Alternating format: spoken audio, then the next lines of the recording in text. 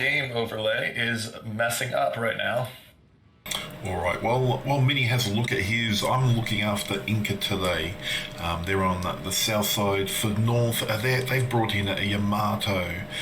They've brought in a Kremlin with a Drakris. Run for your life has a Des Moines. Vol has a Hindi. We have a Venezia Moskva and 3 DDs with a gearing Z52 and Shimmer. And on the side of QQ7, we're running Marceau, Shimakaze for the DDs, Venezia, Minnow, Des Moines, Salem, and then a Montana and a Kremlin. So we got quite a lot going on.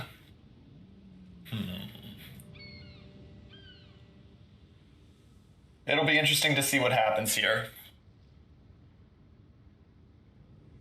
And I'm just going to let you cover while I take care of a quick issue. Yeah, fine.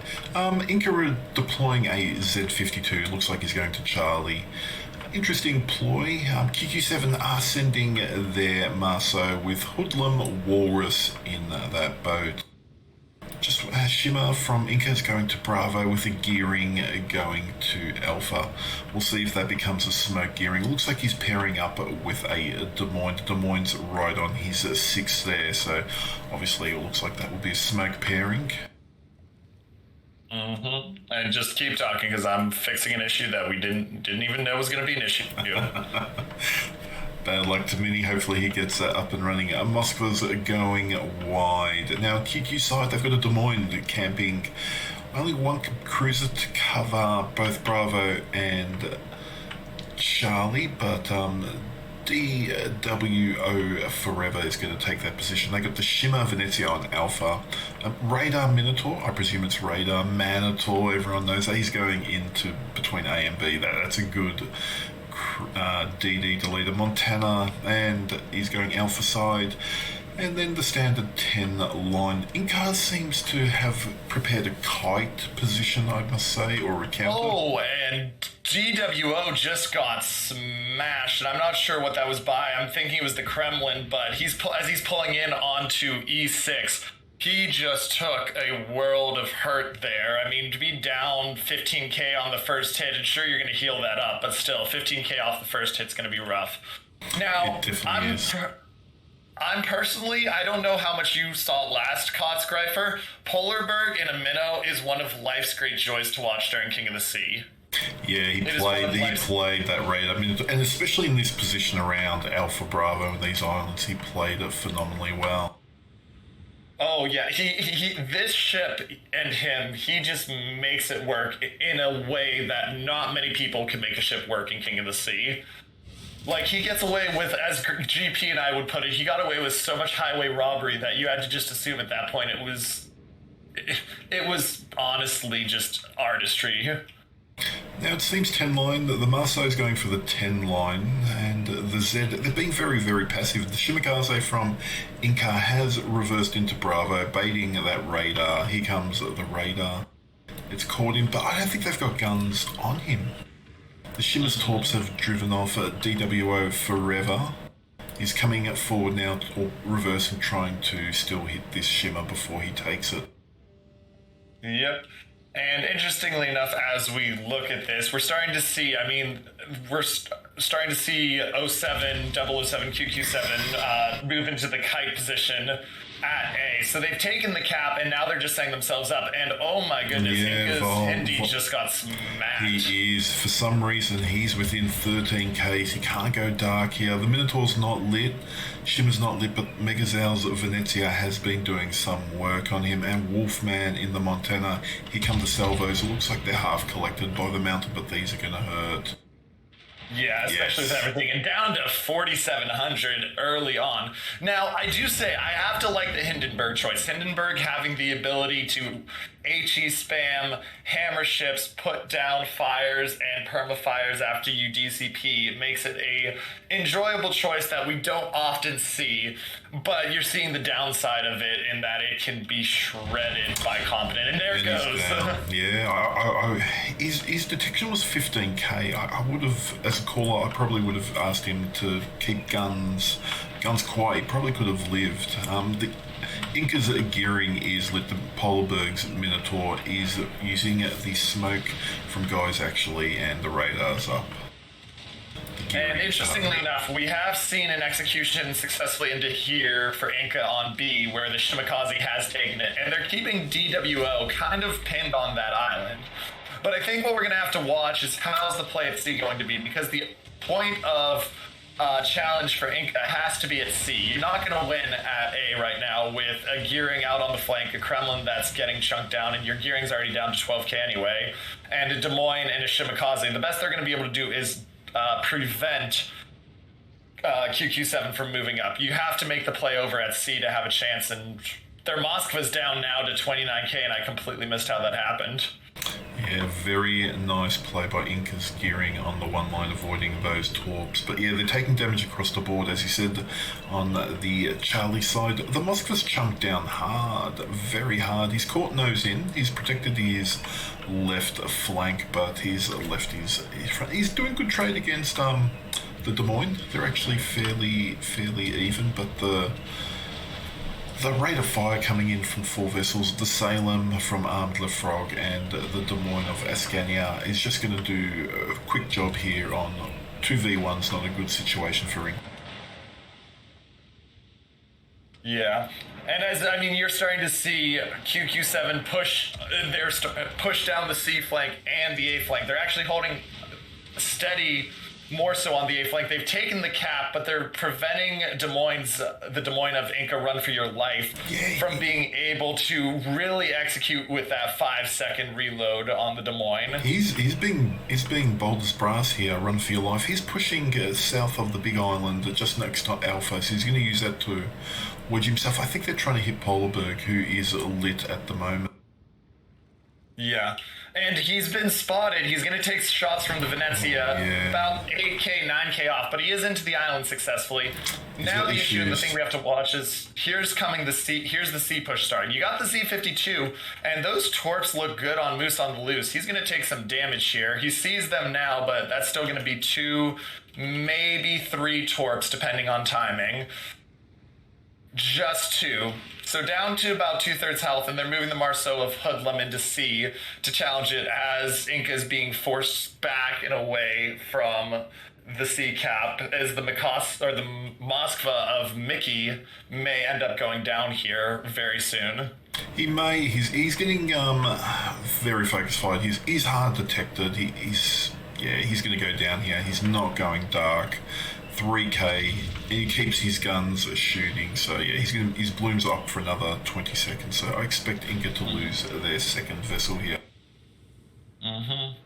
Points lead is about 200 for QQ7, and I'm actually surprised the health lead is only 90,000. It feels like it's more right now, but we'll have to see what happens. I will say, despite the fact that they're down with... Ascania took a good hit from the Yamato through the nose. There goes Mickey. This might be a trade out, though. Despite the fact that they're down, it's not the trade yet. They're down 2 ships. They're only down 70,000 health. So if you can turn that into a kill here or there, that'll help. I mean, as we see, Ascania is down to 3,400 before the heal. Guys actually in the Shimakaze at A has taken damage, and he's at half health. And then you still have the Kremlin, who, yes, he's healed, but he is at now... He's sitting at 80,000 health, so about 75% health pool. Yeah, considering that they lost to Hindenburg at Alpha, Inca's doing good work. They're contesting the cap. Polarberg's rushing in here. He is detected, and the radar's up. Inca's gearing is lit, so it's how well he can dodge here. Whether the Kremlin or Des Moines will even push in to make Polarberg pay. Here comes the shots from the Kremlin on Polarberg. Yeah, and the Des Moines is having to push in of Inca, and that's a nice smack on to Polarberg, but Run for Your Life has to push in because DWO has repositioned himself, and because of where Run for Your Life was sitting on that island, he had shots that were coming in on him from DWO as long as he was detected.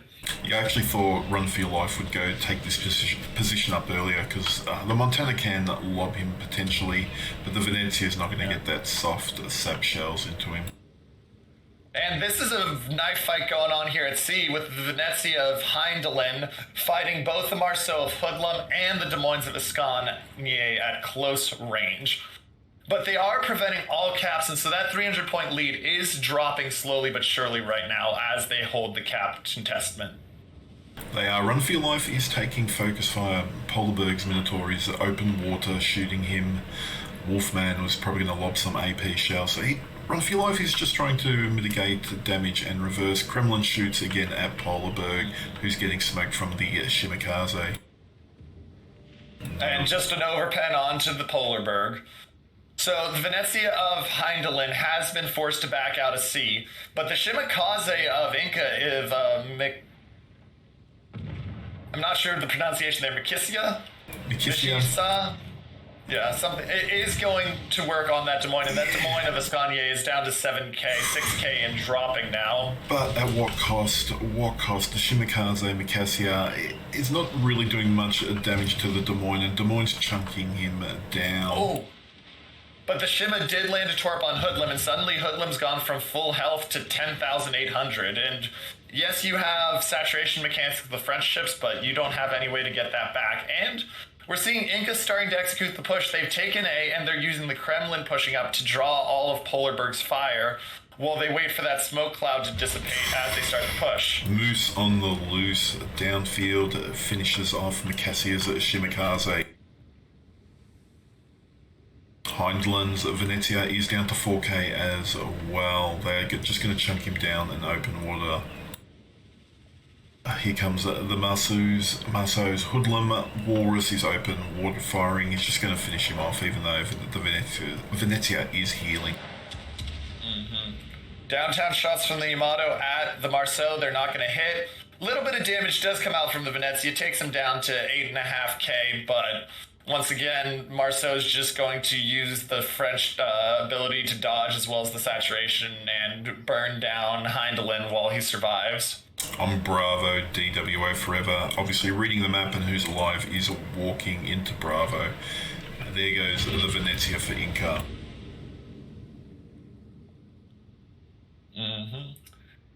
Alpha and Flank. I will say... Sorry? Well, after you. No, after you. I must commend Inca.